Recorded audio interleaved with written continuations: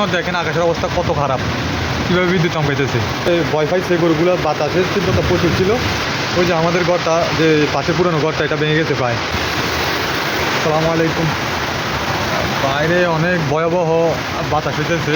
আমি আমার গরুর ঘরে এসে আটকাই গেছি।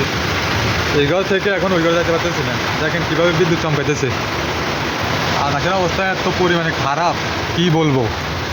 এই যে আমাদের পাশের যে ঘরটা আছে ছোট, ওইটা একবারে ভেঙে গেছে। বাতাসের তীব্রতা এত কঠিন ছিল, এটা সম্পূর্ণ ভেঙে ফেলছে। এখনও দেখেন আকাশের অবস্থা কত খারাপ, কীভাবে বিদ্যুৎ চমকাইতেছে। ওইদিকে দুই একটা গাছ একবারে সবাই ফেলছে, যদিও ভাঙে নাই। ভয় ভয় করে আসলে, এগুলো দেখে খুব ভয় করে। এত বেশি তীব্রতা ছিল বাতাসের। এখনও মানে বৃষ্টি থামার কোনো অবস্থা নেই। প্রায় 30 মিনিট ধরে এভাবেই চলতেছে। তো আমি আজকে ছিলাম না বাড়িতে, সেই হিসাবে আমি আসছিলাম যে গরুগুলোর কী অবস্থা দেখার জন্য এই বৃষ্টির মধ্যে। তো এগুলো একবারে ভয় পাইছে, গরুগুলো বাতাসের তীব্রতা প্রচুর ছিল। তো এগুলো ভয় পেয়ে এখন একবারে শান্ত হয়ে দাঁড়াইছে, কোনো লড়াচাড়া কিছুই নাই এদের। আমি আমার ঘরে যাইতে পারতেছি না বৃষ্টি এবং বাতাসের জন্য। কী পরিমাণে বৃষ্টি হইতেছে। এই অবস্থা এখন মানুষের দান, সম্পূর্ণ দান পড়ে রয়েছে। কীভাবে মানুষ কী করবে, একমাত্র আল্লাহ যদি উদ্ধার না করে তাহলে কোনোভাবে এটা উদ্ধার হওয়া সম্ভব নয়।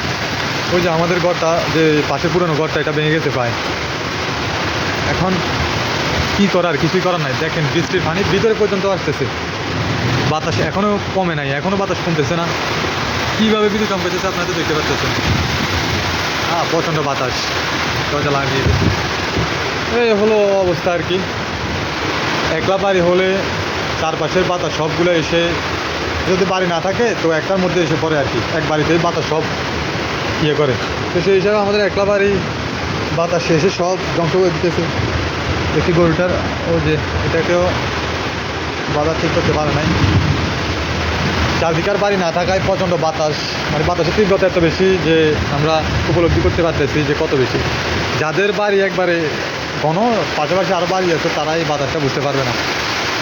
তো সকলে দোয়া করবেন যেন এই পরিস্থিতিটা কেটে যায়। মানুষ যেন সবাই দোয়া করবেন।